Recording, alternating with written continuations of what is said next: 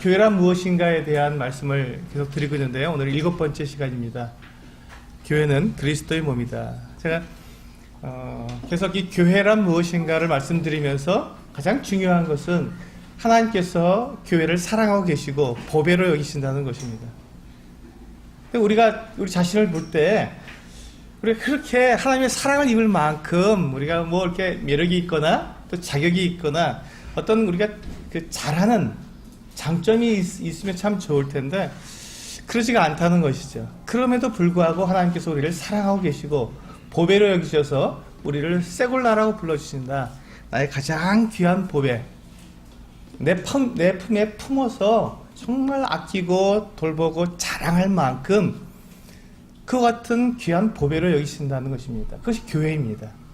그리고 우리는 그 교회의 지체들로 불림을 받아서 우리가 교회를 이루고 있는 것이죠. 그런데 오늘은 이제 7번째 시간으로 교회는 그리스도의 몸이다.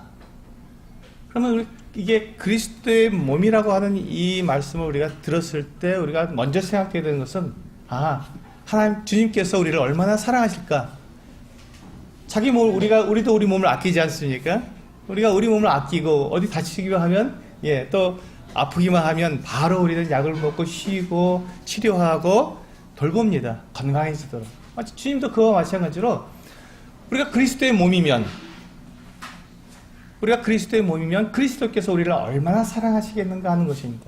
그 부분은 우리가 앞에서 충분히 다뤘기 때문에 오늘은 그 주님께서 우리를 사랑하시는 것을 넘어서 이제는 우리가 그렇다면 우리가 교회로 모였을 때 우리가 교회로서의 기능, 우선적인 기능을 교회가 어떠한 기능을 해야 되겠는가, 그리스도의 몸이라면 어떻게 우리는 기능을 해야 하는 것인가 하는 부분에 대해서 기초적으로 우리가 하나라는 몸은 하나다 라는 이와 같은 내용으로 말씀을 드리겠습니다. 우리 에베소서 본문 말씀 에베소서 1장 22절과 23절 주보를 참조하셔서 같이 한 목소리로 같이 읽겠습니다.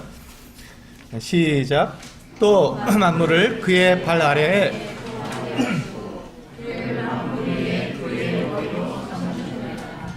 교회는 그의 몸이니 만물 안에서 만물을 충만하게 하시는 이의 충만함이니라. 그리스도는 교회의 머리시고 교회는 그리스도의 몸이라고 불러주셨습니다. 그렇다면 교회가 그리스도의 몸이라면 그리스도의 몸이 둘, 셋으로 나눠질 수 있겠습니까? 그럴 수는 없습니다. 그리스도의 몸은 하나입니다. 그래서 그리스도의 몸, 교회는 하나입니다. 우리가 지역교회를 이렇게 나뉘어서 우리가 하나님을 섬기고 있지만 모든 거듭난 그리스도인들은 전 세계에 그리고 2000년 전에 이 오순절 이후로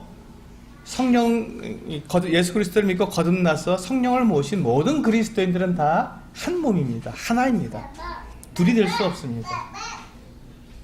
우리가 이렇게 하나라고 하는 것, 하나됨이라는 것을 생각하게 될 때 그것이 우리들에게 주시는 하나님께서 주시는 그리스도의 몸을 우리가 생각하게 되는 것이죠. 그러니까 우리가 그리스도의 몸으로서 하나 되었다는 것을 우리가 생각하게 될 때 우리는 이 하나됨을 우리가 어떻게 지켜야 할 것인가, 어떻게 유지해야 될 것인가, 이게 이제 우리의 기능이 되겠죠. 교회가 해야 할 일, 교회는 하나됨을 유지해야 한다는 것을 말씀을 드리겠습니다. 우리 그 다음에 나와 있는 말씀, 에베소 4장 1절에서 3절 말씀, 이 말씀도 같이 한번 읽어보겠습니다. 에베소 4장 1절에서 3절 같이 읽겠습니다. 시작. 그러므로 주 안에서 갇힌 내가 너희를 권하노니 너희가 부르심을 받은 일에 합당하게 행하여 모든 겸손과 온유로 하고 오래 참음으로 사랑 가운데서 서로 용납하고 평안에 매는 줄로 성령이 하나 되게 하신 것을 힘써 지키라.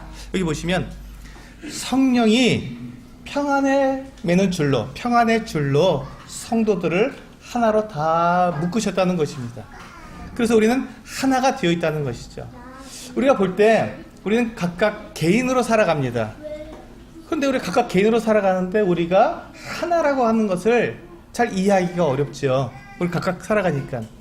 어떻게 내가 다른 형제 자매들과 어떻게 하나가 될까? 또 우리 서수익교회가 있는데 다른 교회와 어떻게 우리가 하나가 될까라고 우리는 그렇게 이해하기가 좀 어려울 수도 있는데, 제가 이제 마트에 가서 생선을 사러 가면요, 굴비를 사러 가면 이 굴비가 20마리가 한 그룹인데 이게 새끼줄 하나에 딱 묶여 있더라고요. 그래서 줄을 잡아서 딱 올리면 20마리가 한 덩어리로 따라 올라와요.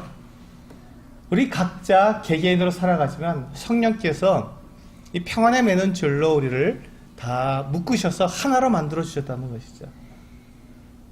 그러니까 우리는 보이지 않습니다. 우리는 그 성령께서 우리를 묶은 그 줄이 우리에게 보이지 않지만 우리 안에 다 각각 예수 그리스도를 개인의 구주로 영접하는 때 우리가 모셨던 그 성령에 의해서 우리는 다 성령의 줄로 다 하나로 지금 묶여 있는 것이죠. 하나가 되어 있는 것입니다. 그가 누구든지 상관없이 예수 그리스도를 믿고 거듭난 그리스도인이라면, 성도라면 성령에 의해서 다 하나로 다 묶여 있는 것입니다. 그래서 우리가 이것을 생각할 때 우리는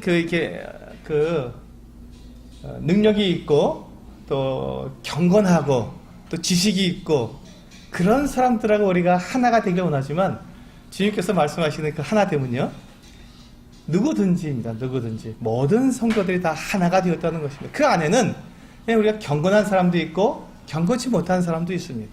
또 부유한 사람도 있고 가난한 사람도 있습니다. 지식적으로 많이 배운 사람도 있고 또 배우지 못한 사람도 있습니다.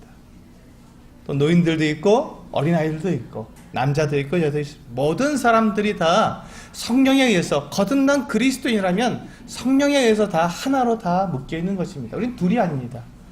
그렇기 때문에 우리가 서로 다른, 나와 다른 그 같은 성도들을 하나로 묶으신 이 성령의 역사, 성령님께서 왜 그렇게 서로 다른 우리를 하나로 묶으셔서 한 몸을 이루게 하셨는가를 우리는 오늘 생각해 보고자 합니다.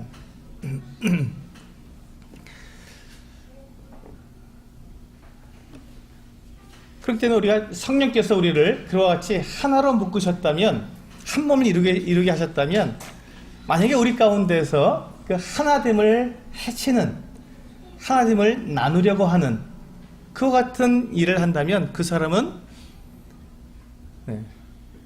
그리스도를 해치는 게 되겠죠. 그리스도의 몸을 해치는 것이니까, 한 몸 된 그리스도의 몸을 나누게 되는 거니까 그리스도를 나누게 되는 것이고, 그리스도를 해치는 그와 같은 일이 될 것입니다. 이게 정말 두려운 일입니다.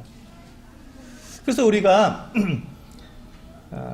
교회 안에서 우리는 나와 다른 성도들을 대하게 될 때, 나와 다른 것 때문에 나는 저 사람 마음에 안 들어, 저 형제, 저 자매 마음에 안 들어 하고 우리는 나누어질 수 있는 그런 대상이 아닙니다.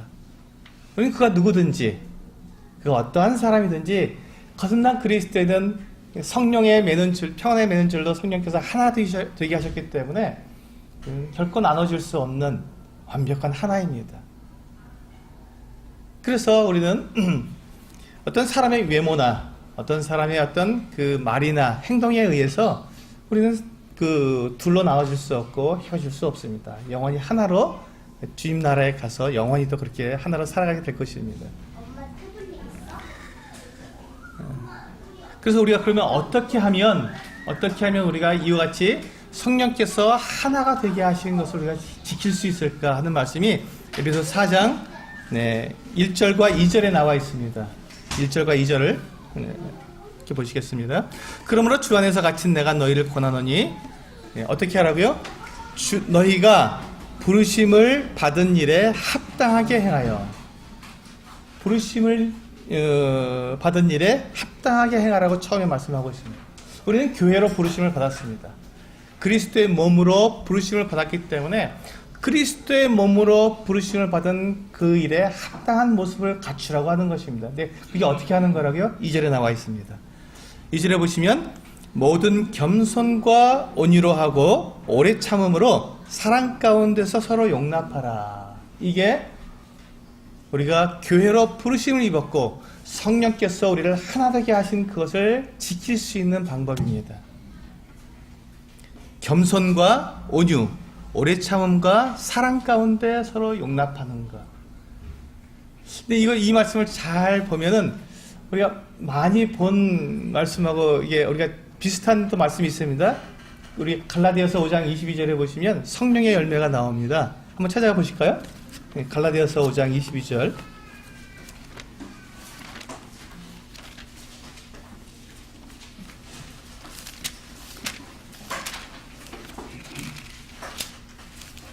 네, 갈라디아서 5장 22절과 23절 말씀을 같이 한번 읽겠습니다. 네, 시작.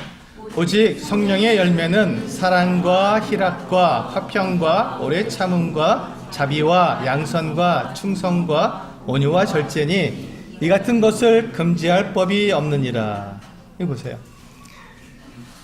이 말씀과 지금 우리가 에베소서 지금 4장 2절에서 하시는 말씀과 비슷합니다. 왜 그럴까요?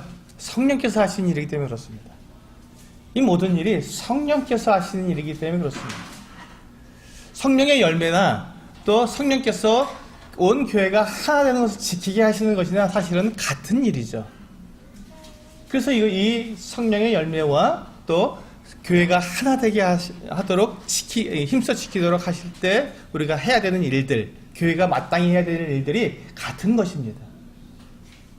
그래서 우리는 성령의 열매가 나타나도록, 교회 안에서는 성령의 열매가 나타나도록 우리는 행해야 합니다. 근데 이게 교회라는 것이 건물을 말하는 것이 아니라 우리 각자를 말하는 것이기 때문에 우리 각자에게서 성령의 열매가 나타나야 한다는 것입니다. 우리 모두가 다 에베소서 2절에 있는 말씀처럼 겸손하고 온유로하고 오래 참고 사람 가운데서 서로 용납하는 이와 같은 일들이 우리 가운데 있어야 한다는 것입니다. 다른 사람이 그렇게 하는 것, 감사하죠. 그런데 다른 사람에게서 그것을 기대하는 것은 교회가 아닙니다. 교회는 내가 그렇게 하는 것을 말하는 것입니다. 내가 교회이기 때문에. 내가 교회의 지체고 내가 주님의 사랑을 입어서 교회가 되었기 때문에 내가 이 일을 해야 그 교회가 이와 같은 모습으로 나타나는 것이죠. 하나됨을 지켜나가는 것입니다. 나는 좀 연약하고 나는 이제 믿은 지 얼마 안 됐고 나는 잘 모르니까 나는 좀 기다렸다가 다른 분이 하는 거 보고 할 애가 아니라 내가 누구든지 내가 힘이 있든지 힘이 없든지 내가 잘 모르든지 잘 알든지 그 중요한 것이 아니라 이 말씀을 보시면요. 여기는 어떤 특별한 것이 없습니다. 겸손하라. 누구든지 할 수 있습니다. 온유하라. 누구든지 할 수 있죠. 그리고 오래 참아라. 네, 이것 좀 오래 참는 것은 인격적으로 좀 필요한데 그래도 누구든지 할 수 있습니다. 그리고 또 사랑 가운데서 서로 응답하라. 받아들이라. 여기에는 남녀노소 또 빈부격차가 없습니다. 누구나 할 수 있는 일들을 하라고 말씀하시는 것입니다. 다른 사람이 아니라 내가 교회이기 때문에 내가 그와 같은 일을 하라고 주님께서는 말씀하시는 거죠. 이렇게 되었을 때 교회는 하나가 되는 것입니다. 보이지 않는 성령의 우리를 묶어놓으신 그 끈이 우리 가운데서 역사해서 성령님에 의해서 우리가 하나 된 것을 우리는 경험하게 되고 알게 되고 그것이 나타나서 세상이 우리를 보게 될 때 정말 교회야 라고 부르게 된다는 것이죠. 세상은 이와 같이 하지 않습니다. 세상은 나를 먼저 알려야 되고 내가 남보다 높아져야 되고 내가 더 힘을 가져야 되고 나는 안 참고 다른 사람이 참아야 되는데 교회는 그렇지 않고 교회는 반대로 내가 겸손하고 내가 온유하고 내가 오래 참고 내가 사랑 가운데 내가 다른 사람들을 먼저 용납해주는 그와 같은 것이 바로 교회입니다. 그래서 세상과 다른 것이죠. 그런데 이와 같이 교회의 하나됨을 깨는 그와 같은 모습들이 교회는 지금까지 교회 역사상 많은 일들이 일어나고 있고 지금도 일어나고 있습니다. 우리 요한3서 말씀해 보시면 디오드레베라는 사람이 그와 같은 예로 나와 있습니다. 우리 요한3서 1장 9절부터 11절까지 있는 말씀을 같이 읽어보시겠습니다. 시작. 내가 두어 자를 교회에 썼으나 그들 중에 으뜸되기를 좋아하는 디오드레베가 우리를 맞아들이지 아니하니 그러므로 내가 가면 그 행한 일을 잊지 아니하리라. 그가 악한 말로 우리를 비방하고도 오히려 부족하여 형제들을 맞아들이지도 아니하고 맞아들이고자 하는 자를 금하여 교회에서 내쫓는도다. 사랑하는 자여, 악한 것을 본받지 말고 선한 것을 본받으라. 선을 행하는 자는 하나님께 속하고 악을 행하는 자는 하나님을 배웁지 못하였느니라. 이 말씀에 보면 디오드레베라는 사람이 있었습니다. 이 사람의 특징은 뭐냐면 으뜸되기를 좋아한다고 되어 있습니다. 그러니까 교회의 머리가 누구시라고요? 그리스도. 교회의 머리는 누구시라고요? 네, 그리스도가 교회의 머리에 있습니다. 그리스도와 교회의 머리라는 것은 그리스도께서 다스리시고 그리스도께서 인도하시고 그리스도께서 명령하신 것들에 성도들은 복종하게 된다는 것입니다. 이게 그리스도의 머리됨에 우리들에게 가르쳐주고 있는 그 뜻입니다. 그분이 다스리시고 인도하시고 명령하십니다. 그러면 우리는 거기에 따라가고 순종하게 되는 것이죠. 그런데 이 그리스도께서 머리 되심을 인정하지 않고, 왜? 그리스도가 안 보이니까, 우리 눈에 보이지 않고 만져지지 않고 우리가 느껴질 수 없으니까 그리스도께서 보이지 않는 그 같은 틈을 타서 내가 교회의 머리가 되겠다고 나서는 사람들이 있다는 것이죠. 그게 바로 디오드레베입니다. 이 사람은 으뜸되기를 좋아했습니다. 그래서 교회 안에서 그리스도께서 다스리시는, 인도하시고 명령하시는 것보다 자기가 교회를 다스리고 인도하고 명령하기를 더 기뻐했던 것입니다. 보시면 그거 어떻게 했는지 보시면요. 10절에 보시면 그가 10절 그 후반절에 보시면요. 그가 악한 말로 우리를 비방하고, 첫 번째로 이 디오드레베가 어떤 일을 했냐면 사도 요한의 일행을 악한 말로 비방을 했습니다. 이게 굉장히 중요합니다. 사도 요한은 어떠한 분입니까? 사도라는 말은 그리스도에 의해서 보내심을 받은 자들이다. 그리스도의 제자들입니다.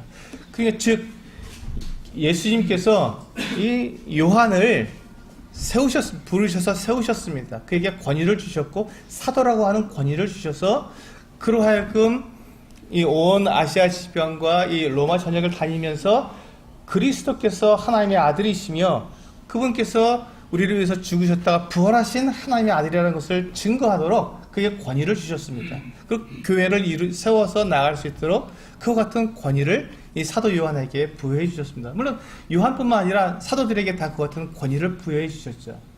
그런데 지금 이 디오드레베가 누구를 악한 말로 비방했습니까? 그 그리스도께서 세우시고 그리고 보내신 그 사람을 지금 비방한 것이죠. 여기에서 교회의 그 권위가 무너지게 되는 것입니다. 그리스도께서 세우신, 주님께서 세우신 그 일꾼들을 비방하는 것이 얼마나 두려운 일인지 우리는 여기서 생각해 봐야 한다는 것입니다. 그게 교만한 사람의 특징이고 교회를 무너뜨리는 사람의 특징이고 그리스도께서 교회의 머리됨을 부인하는 사람의 특징이 바로 그와 같은 모습입니다. 이 디오드레베의 모습이죠. 그래서 우리가 주님께서는 일꾼들을 세우십니다. 교회의 교회를 이끌어 가시기 위해서 사람들 가운데서 일꾼을 세우십니다. 근데 그 일꾼들이 완벽할까요? 그렇지 않습니다. 일꾼들도 주님께서 세우신 일꾼이라 할지라도 그는 완벽할 수가 없습니다. 왜요? 그가 하나님이 아니라 사람이기 때문에 완벽할 수가 없습니다. 주님은 연약하고 또 부족하고 약점이 있는 그 같은 사람들을 그 인도자로 또 일꾼으로 세우셔서 주님의 일을 감당하게 하시는 것입니다. 그러니까 그 성도들이 일꾼을 바라볼 때 그의 부족한 점, 약점들이 보일 수밖에 없는 것이죠.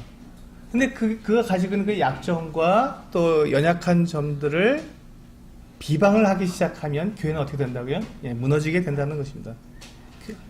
이 그리스도께서 교회를 세우시는 교회의 머리 되심을 부인하게 되는 것이고 교회는 나누어지게 되고 즉 그리스도를 해치는 일이 된다는 것입니다. 그래서 이 하나님께서 세우신 주님께서 세우신 일꾼들은 주님께서 다루십니다. 그가 잘못을 하고 그가 범죄하게 되면 주님께서 그를 다루십니다. 그래서 이 디오드레베가 사도 요한의 일행을 그렇게 악한 말로 비방한 것은 그가 교만하다는 것이고 또 그리스도의 머리됨을 주님께서 그를 세우셨음을 부인하는 것이기 때문에 교회를 해치는 그와 같은 일이 된 것이죠. 그래서 우리도 교회 안에서 우리 서수교회도 이제 얼마 후면은 일꾼들이 세워질 것입니다. 그 일꾼들에 대해서 약점들이 보일 것이고, 물론 저도 여러분들이 저희 보실 때 저도 약점이 많고 약한 점들이 많고 부족한 것들이 많습니다. 그것들 봤을 때 어떻게 해야 되냐면 받아주셔야 되는 것이죠. 어떤 일정한 부분에서는 그래도 저 정도면 괜찮아 라고 이렇게 충분해 라고 이렇게 받아주시면 문제가 없는데, 그 연약한 점들, 약한 점들에 대해서 비방하기 시작하면 아무도 그 자리에 설 사람이 없는 것이죠. 일꾼이 될 사람이 없는 것입니다. 그래서 주님께서 일꾼으로 세우신 그 사람들에 대해서 비방하는 이 디오드레베의 모습을 통해서 우리가 배워야 할 것이 있다는 것입니다. 그래서 두 번째는요, 그가 악한 말로 우리를 비방하고도 오히려 부족하여 형제들을 맞아들이지도 아니하고 맞아들이고자 하는 자를 금하여 교회에서 내쫓는도다. 예, 형제들과 연합하지 않는 것이죠. 내 사람과 나와 다른 사람들을 구분해서 서로 반목하게 만들었습니다. 특히 사도 요한의 일행을 맞아들이지도 않고 그를 쫓아내버리고, 그 사도 요한의 일행을 맞아들이고자 하는 사람들을 교회에서 내쫓아버리는, 그래서 주님께서 우리들에게 주셨던, 교회에게 주셨던 그 명령, 서로 사랑하라, 서로 받아들이라, 강한 자가 약한 자의 약점을 담당하라고 하신 그 같은 모든 말씀들을 이 디오드레베는 다 어기고 자기의 생각대로, 자기의 감정대로, 자기가 하고 싶은 대로 교회를 그렇게 이끌어가게 됐던 것입니다. 그래서 이 디오드레베에 대해서 주님께서 이게 요한 3서를 통해서 우리에게 말씀해 주시죠. 이것이 지금 에베소서 4장 2절에서 말씀하고 있는 모든 겸손과 온유로 하고 오래 참음으로 사랑 가운데 서로 용납하는 것과 반대되는 것이다. 이와 같은 일이 교회에서 일어나서는 안 된다라고 말씀해 주십니다. 그러면서 요한 3서 1장 11절에 보면 사랑하는 자여, 오늘 우리 금주의 묵상 구절이죠. 사랑하는 자여, 악한 것을 본받지 말고, 이와 같이 디오드레베와 같은 사람을 본받지 말고 선한 것을 본받으라. 선을 행하는 자는 하나님께 속하고 악을 행하는 자는 하나님을 배웁지 못하였느니라.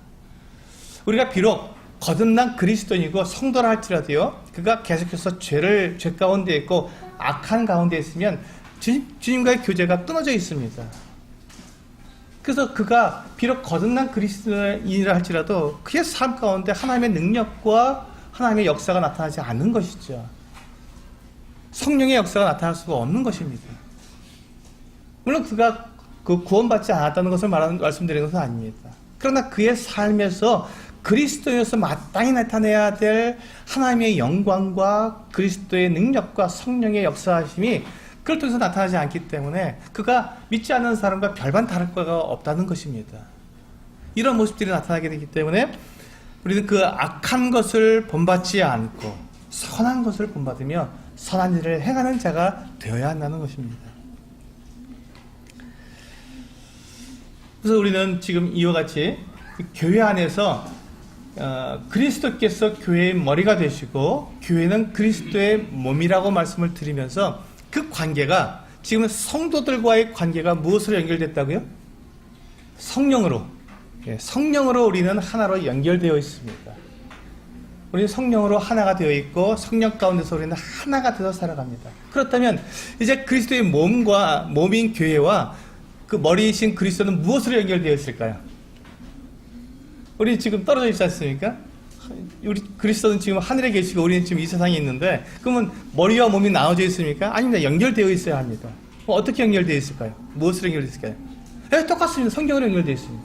성령께서, 주님께서 우리에게 성령을 주신 것은 하나님의 영, 그리스도의 영, 그리스도와 하나이신 삼위일체 되신 성령께서 우리 안에 계시기 때문에, 교회 안에 계시기 때문에 그리스도와 우리는 하나로 연결되어 있는 것입니다. 지금 이 교회, 그래서 이 교회의 가장 큰 특징, 가장 큰 표징은 성령입니다. 성령이 있느냐 없느냐, 성령의 역사가 나타나냐 그렇지 않느냐가 교회의 가장 큰 표징입니다. 그래서 지금 우리가 주님과 이 교회인 우리가 연결된 것은 성령으로 말미암아 연결되어 있습니다. 우리는 성령에 의해서 우리는 그리스도께서 우리를 다스리고 계시고 성령에 의해서 그리스도께서 우리를 인도해 가시는 것입니다.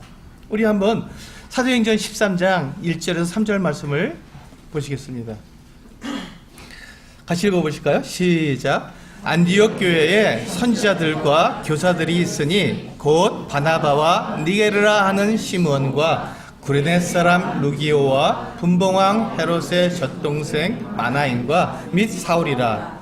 주를 섬겨 금식할 때 성령이 이르시되 내가 불러 시키는 일을 위하여 바나바와 사울을 따로 세우라 하시니 이에 금식하며 기도하고 두 사람에게 안수하여 보내니라. 여기 보세요. 여기 보시면 지금 주님께서 그리스도께서 교회를 인도해 가시고 이 복음을 지금 이 로마 전역에 유럽 전역에 좀 전파하시기 위해서 두 사람을 부르십니다. 누구죠? 바나바와 사울, 바울이라고 하는 사울입니다. 이 두 사람을 부르셔서 주님께서 그 계획하신 대로 복음이 편만하게 땅끝까지 전파되도록 하시기 위해서 두 사람을 부르셨는데 그 일을 누가 하셨다고요? 성령께서. 그리스도께서 가지고 계신 그 계획, 그 뜻을 성령께서 우리 안에 계신 성령께서 우리에게서 역사함으로 우리 안에서 말씀하시고 우리 인도해 가심으로 그 일을 이루어 가신다는 거예요. 교회를 인도해 가신다는 것입니다. 그러니까 이것이 성령께서 우리를 인도하신다는 것과 그리스도께서 우리를 인도하신다는 것은 동일한 말입니다. 같은 말입니다. 왜냐하면 성령은 하나님의 영, 그리스도의 영, 동일하게 불림을 받고 있고 삼위일체 하나님이시기 때문에 전혀 불가분리의 관계입니다. 그래서 성령은 곧 성령의 뜻은 곧 그리스도의 뜻이고 성부 하나님의 뜻이기 때문에 다 같은 것이죠.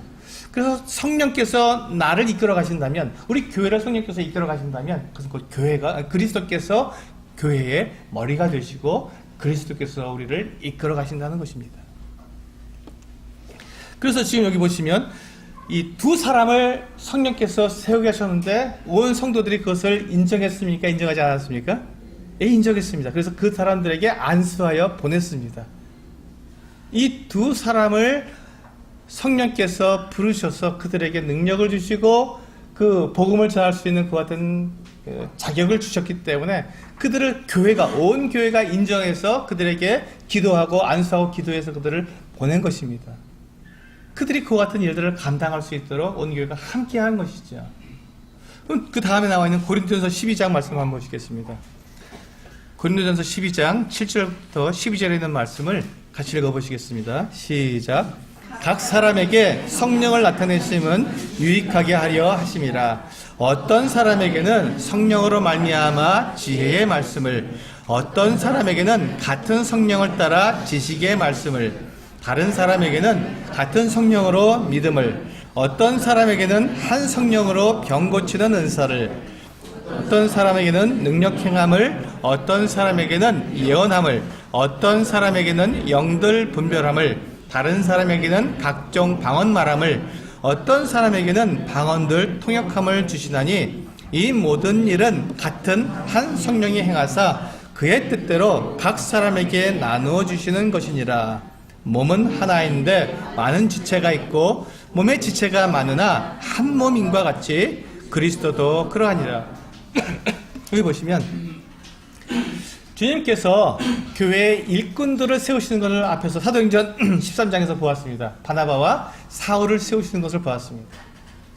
근데 그와 동일한 성령께서, 똑같은 성령께서 이 고린도서 12장에서 보면 각 사람에게 성령을 나타내시고 각 사람에게 은사를 주시는 것을 볼 수 있습니다. 각 사람에게 그들이 각 사람이 행할 수 있는, 행하도록 주시는 어떤 일들이 있다는 것이죠. 교회 안에서 우리가 교회로 모였을 때 각 사람에게 성령께서 그들에게 맡겨주신 일들이 있습니다. 그걸로 부르신 것입니다. 교회 일꾼들만 성령이 부르신 것이 아니라 바나바와 사울만 성령께서 세우시고 부르신 것이 아니라 놀랍게도 각 사람이라는 것에서 빠지는 사람이 없습니다. 단 한 사람도 예외가 없습니다. 예수 그리스도를 믿고 거듭난 모든 그리스도인들에게는 성령께서 그 모든 사람들에게 각각에게 다 은사를 주셨다는 것입니다. 근데 그 은사를 주셨을 때 어떤 사람에게는 믿음을 주셨고, 어떤 사람에게는 지혜의 말씀을 주셨고, 어떤 사람에게는 병 고치는 은사도 주시고, 어떤 사람에게는 방언, 어떤 사람에게는 통역하는 것, 이런 여러 가지 다양한 그 어떤 일들을 할 수 있도록 부르셨다는 것입니다. 그렇다면 우리가 바나바와 사울처럼 교회의 어떤 중요한 일꾼들만 교회가 인정하고 그것을 정말 성령께서 일하시는 것이, 성령께서 우리를 인도해 가시는 것이라고 그렇게 우리가 인정하겠습니까? 아니면 각 사람에게 성령께서 주시는 은사대로 행하는 것, 그것도 우리가 온 교회가 인정하고 함께 그것을 그와 같은 일들을 행하도록 우리가 함께 만들어 가야 하겠습니까? 이거 지금 같은 성령께서 하시는 거기 때문에 어떤 일꾼들을 드러나는 은사를 또 이렇게 어떤 교회 앞에서 행하는 대표적인 어떤 그 같은 일들을 하는 사람들만 성령께서 세우신 것이 아니라 온 성도들을 다 성령께서 가지고 계신 그 뜻에 따라서 모든 사람들을 다 은사를 주시고 그에게 일을 맡겨주셨다는 것입니다. 이게 중요합니다. 그래서 우리는 몸입니다. 그리스도의 몸입니다. 우리 몸도 보면 아주 특별한 그런 지체들이 있습니다. 눈 같은 경우에, 그렇죠? 굉장히 중요하죠. 사람들은 이렇게 저도 다른 사람을 만날 때 어디부터 보냐면 눈부터 봅니다. 이 사람이 눈이 어떤가 이제 눈을 보게 되더라고요. 굉장히 눈이 중요합니다. 그리고 이렇게 우리가 드러나 있는 그와 같은 모습들이, 그런 지체들이 있습니다. 근데 이 드러나 있는 지체만 중요한 것이 아니지 않습니까? 우리 온 몸이 다 중요합니다. 우리 몸 중에 중요하지 않은 부분이 있으십니까? 잘라내 버려도 되는 부분이 있으십니까? 혹시 잘 보이지 않는 위 좀 떼어버릴까요? 간 같은 거, 막 심장 안 보이는데 뭐 심장 뛰는지 안 뛰는지 잘 모르는데 그거 떼버리면 어떻겠습니까? 예, 즉사하죠. 제가 이제 쉬운 말씀으로 드렸습니다. 우리가 보이는 은사가 다가 아니라는 거예요. 교회는 보이는 은사가 다가 아닙니다. 보이지 않는 은사가 더 중요합니다, 사실은. 두 눈 없어도요, 살아가는데 지장 없습니다. 생명을 유지하는 데 지장 없습니다. 그렇죠? 두 눈 안 보이는 분들 잘 살고 있습니다. 근데 심장이 없으면요, 바로 죽습니다. 생명 자체가 없는 것이죠. 보이는 은사가 우리는 참 사모하는 은사가 될 수도 있고 참 멋질 수도 있습니다. 그러나 그리스도께서 교회를 살리고 교회의 생명을 불어넣고 교회가 숨쉬게 하는 그 같은 진짜 중요한 은사는 어쩌면 보이지 않는 심장과 같이, 위와 같이, 간과 같이 없어지면 직사할 수밖에 없는 그 같은 은사들이 더 중요하다고 저는 생각합니다. 그런 은사들이 우리가 있기 때문에 교회가, 우리 서수식교회가 이렇게 유지되고 있고 서수식교회가 이렇게 주님 앞에서 성장해 가고 있다 저는 믿습니다. 물론 우리가 이게 눈이나 귀나 코나 입이나 이런 지체들이 일을 잘 해야 되죠. 그래야 더 건강하고 더 우리가 행복한 삶을 살 수 있는 건 당연한 것입니다. 그러나 뭐 귀가 안 들린다고 해서 우리가 밥 못 먹는 거 아닙니다. 숨 못 쉬는 거 아닙니다. 그래서 제가 이 말씀을 드리는 이유는 교회는 그리스도의 몸입니다. 그 어느 한 지체도 가볍거나 무시할 수 있는 지체가 없다는 것입니다. 내가 무슨 일을 하든지 그것은 그리스도의 몸입니다. 내가 어디에 붙어 있든지 그것은 그리스도의 몸이며 그리스도와 동일한 영광을 누리고 그리스도와 함께 온 우주를 다스리는 그 같은 존재라는 것입니다. 내가 그리스도의 발이면 여러분 어떻겠습니까? 여러분 그리스도의 발이면 왜 저를 발로 부르셨어요 하고 원망하겠습니까? 저는 주님의 발이라면 저는 너무 행복하게 갈 것 같아요.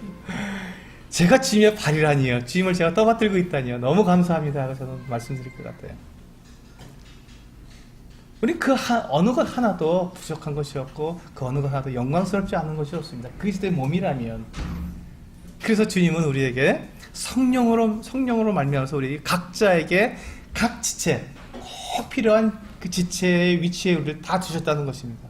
하나도 부족함이 없도록 정확한 위치에 정확한 모습으로 우리를 두셨다는 것입니다. 그게 성령께서 우리를 그리스도의 한 지체로 부르시는 모습입니다. 그렇다면 우리가 여기에서 이제 우리는 인정할 수 있어야 합니다. 여기서 이제 인정할 수 있어요. 뭘 인정하냐면 성령의 역사하심과 그리스도께서 우리를 다스리심, 우리에게 주시는 그 명령과 우리를 부르심을 우리는 인정할 수 있어야 합니다. 그래야 몸입니다. 주님께서 나를 만약에 우리 자녀들 같은 경우에 부엌에서 설거지를 하시고 또 이렇게 음식을 만드시는 그 같은 일을 하는데 이게 힘들 수도 있습니다. 왜 나는 이런 일을 해야 돼? 주일날 와서 말씀도 못 듣고 왜 나는 이런 일을 해야 돼? 라고 불평이 나올 수도 있습니다. 그래서 가만히 생각해 보면 그것을 통해서 주님의 교회를 내가 성장시키고 유지시키고 생명과 호흡을 불어넣는 그 같은 일을 하고 있다고 생각된다면 그 일도 감사한 일인 것이죠. 우리가 예배당을 청소하는 일이라고 해서 그것이 하찮은 일이겠습니까? 그렇지 않습니다. 정말 저는 이 예배당을 청소하는 일이야말로 우리 교회를 빛나게 해주는 일 아니겠습니까? 누가 와서 보더라도 지저분하지 않고 깨끗하고 야 여기 참 정리정돈이 잘 되어 있구나 이런 모습으로 빛을 내는 거니까 교회를 빛을 내주지 않습니까? 성도들에 대해서 빛을 내주는 거니까요. 저는 청소한 일을 참 좋아합니다. 그래서 주님께서 일꾼들을 불러서 드러나는 은사들을 불러서 바나바와 사울처럼 그와 같은 은사자들을 불러서 세우신 것을 인정하는 것처럼 우리 각자를 나를 어디에 부르셨든지 그것이 내가 섬기는 일이든지 섬김을 받는 일이든지 내가 나를 희생하는 일이든지 아니면 내가 다른 사람에게 드러내 보이는 일이든지 그것이 어떤 일이든지 그 어떤 일도 그리스도의 몸에는 틀림없다는 것이며 모두가 다 동일한 영광 가운데 있는 것이고 그렇기 때문에 우리는 그 지체들 한 사람 한 사람을 다 인정해야 한다는 것입니다. 내가 다른 사람을 인정하는 것처럼 또 나도 나 역시 주님께서 나를 주님께서 그렇게 부르셨구나 나를 그 은사로 부르셨구나 그럼 내가 그 일에 주 앞에 감사하고 그 일에 충성해야겠다 하는 이런 인정을 내 스스로 해야 한다는 것입니다. 그것이 우리들에게 꼭 필요한 이 그리스도의 인도함을 받는 그리스도의 몸으로서의 우리의 자세입니다. 11절에 보시면 고린도전서 12장 11절에 보시면 우리 그 말씀만 다시 한번 같이 읽겠습니다. 시작. 이 모든 일은 같은 한 성령이 행하사 그의 뜻대로 각 사람에게 나누어 주시는 것이니라. 교회 안에는 사람의 뜻이나 사람의 결정이 있지 않습니다. 교회 안에는 성령께서 행하시고 성령의 뜻대로 각 사람에게 나누어 주셔서 각 사람을 세우시는 것입니다.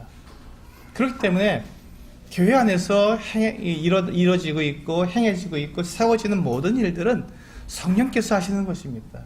다만 그것을 요한 3서에 나오는 이 디오드레베처럼 주님께서 주시는 그 은사를 내가 인정하지 않고 내가 어떤 특정한 그 같은 은사를 내가 취하고자 내 스스로 취하고자 욕심부리고 그렇게 하기 때문에 이게 문제가 생기는 것이지 성령의 인도하심을 받아서 그 인도하심 내게 주신 그 은사를 그대로 인정하고 내가 따라가게 된다면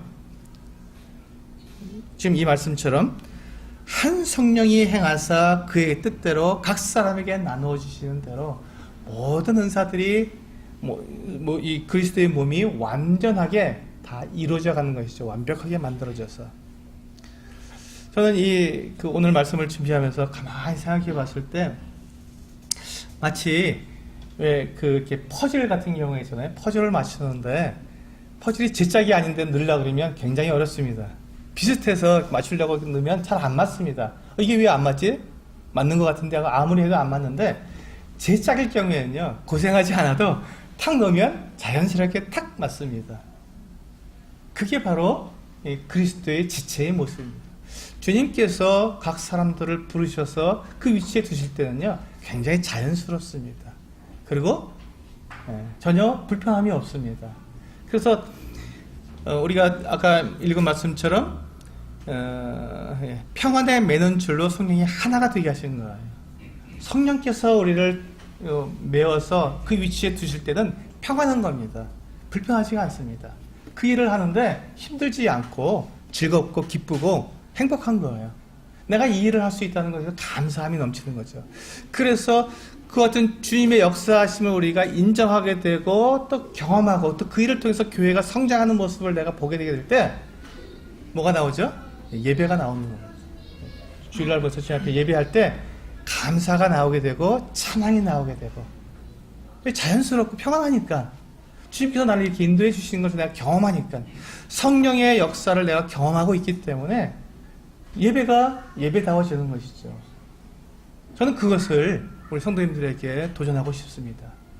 정말 내가 주일날 주님 앞에 예배드리러 나오게 될 때 내가 기쁨과 감사와 찬양으로 나올 수 있는지, 아니면 나는 여전히 불평과 불만과 어떤 이렇게 내가 얻지 못해서 막 그렇게 갈구하는 마음으로 나오는 것인지 생각해 보시면 좋겠습니다.